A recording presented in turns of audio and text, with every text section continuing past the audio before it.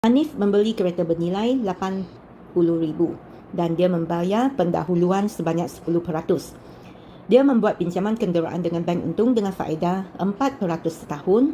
Okey, sekarang soalan minta hitungkan jumlah bayar balik pinjaman dan bayaran ansuran bulanan jika tempoh pinjaman adalah sebanyak 10 tahun dan 8 tahun. Nyatakan kesan apabila tempoh pinjaman semakin berkurang. Di sini Hanif dia mau beli kereta. Kereta itu harganya adalah RM80,000. Tetapi dia tak perlu pinjam begitu banyak dengan bank sebab dia sudah bayar pendahuluan sebanyak 10%. Jadi kita tengok berapa duit yang dia sudah bayar kepada syarikat itu. Okay, kita darab dengan 10%. Okay, jadi Hanif dia sudah bayar RM8,000 kepada kedai yang jual kereta itu. Jadi duit yang perlu pinjam dengan bank, okay, kita panggil pinjaman, ialah RM80,000 kita tolak dengan duit yang dia sudah bayar. Jadi Hanif perlu pinjam dengan bank sebanyak RM72,000. Okey, jadi sekarang kalau kita pinjam duit dengan bank, bank mesti akan charge faedah. Okey, dan untuk bank ini dia charge faedah sebanyak 4%. Okey, jadi sekarang saya bincang case yang 10 tahun dulu. Okey. Okey, sekarang Hanif dia pinjam RM72,000 dengan bank.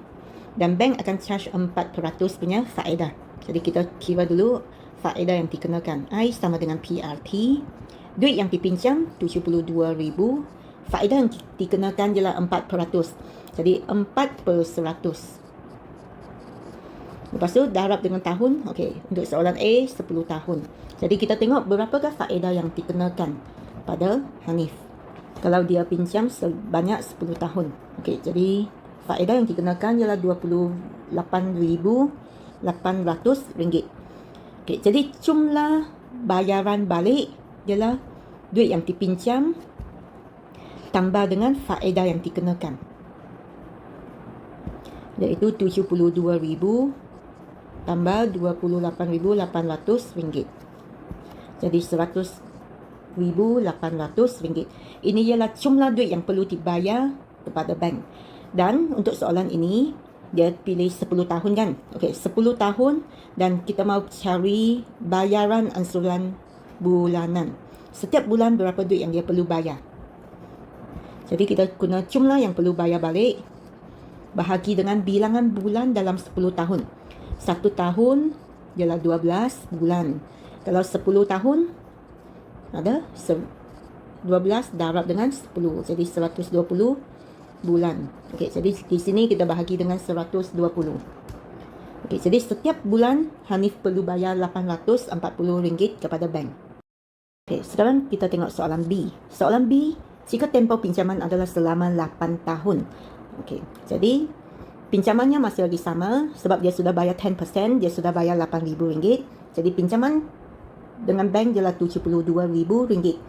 Okey, kalau dia mau pinjam dalam tempoh 8 tahun, maksudnya dia mau bayar balik dalam tempoh 8 tahun, jadi faedah yang dikenakan akan kurang. Okey, jadi kita kira dulu faedahnya. I sama dengan PRT. P ialah duit yang dipinjam. Kadar masih lagi 4%, jadi 4%. Dan T ialah tahun. Sekarang dia pinjam 8 tahun. Jadi kita darab dengan 8. Jadi faedah yang dikenakan ialah RM23,040. Kalau banding dengan 10 tahun, duit ini adalah kurang sedikit.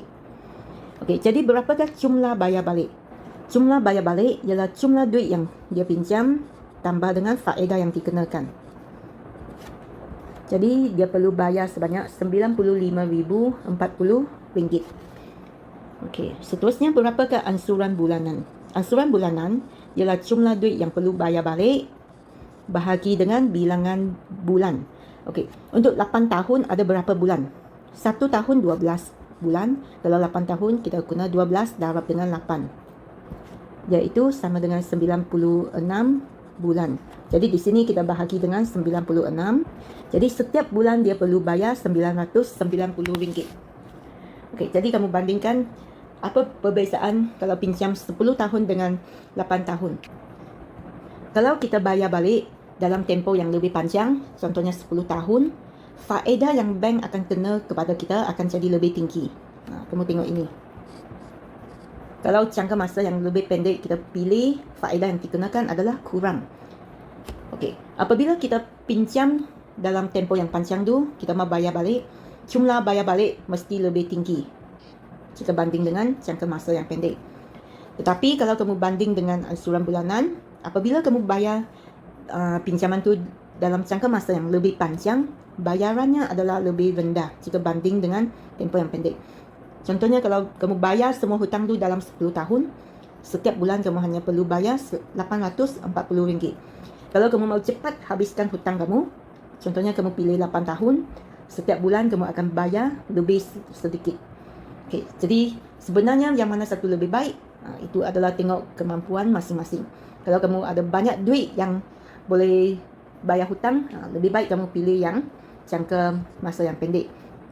Tetapi kalau duit yang kamu ada tak cukup untuk bayar hutang, kamu boleh pilih jangka masa yang panjang supaya ansuran bulanan tu kurang sedikit